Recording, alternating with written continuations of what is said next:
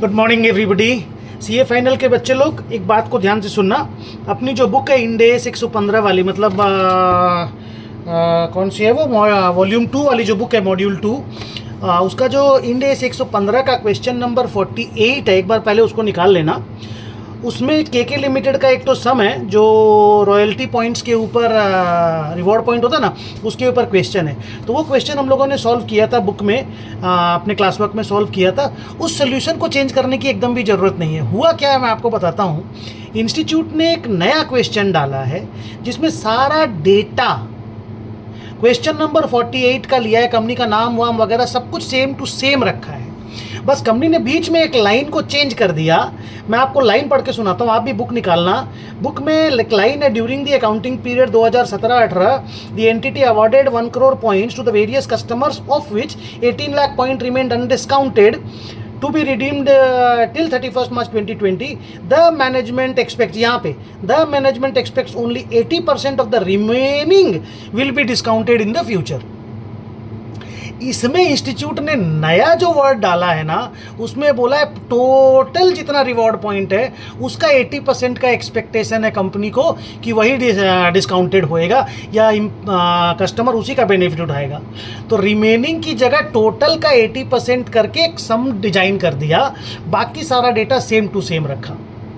तो अगर टोटल का डिजाइन करोगे तो 1 करोड़ पॉइंट का 80% करके आपको पूरी अकाउंटिंग करनी पड़ेगी, क्योंकि 1 करोड़ का टोटल पॉइंट उन्होंने रिवॉर्ड किया था, उसका 80% का आपको अकाउंटिंग करना पड़ेगा जब आप fair value of the reward निकालोगे तो। और अगर रिमेनिंग पॉइंट का अगर करना है तो वो जो 18 लाख बचा हुआ खाली उसी का 80% निकाल के कैलकुलेशन करना होगा।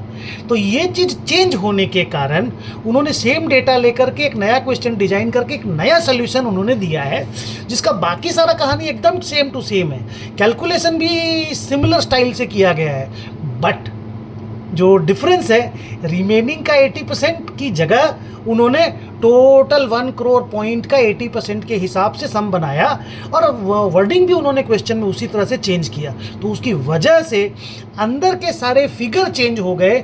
Although the sum looks same, figure same, ABCDE करके 5 पॉइंट, उसका अंदर का डेटा भी सेम, बट उस बीच वाली लाइन को चेंज करने की वजह से पूरा सोल्यूशन जो है वो चेंज हो गया। तो लोगों को ये लग रहा है कि उन्होंने क्वेश्चन सोल्यूशन मॉडिफाई किया है, आंसर जबकि ये है कि क्वेश्चन मॉडिफाइड हुआ है, उसकी वजह से सोल्यूशन मॉडिफाइड हुआ है।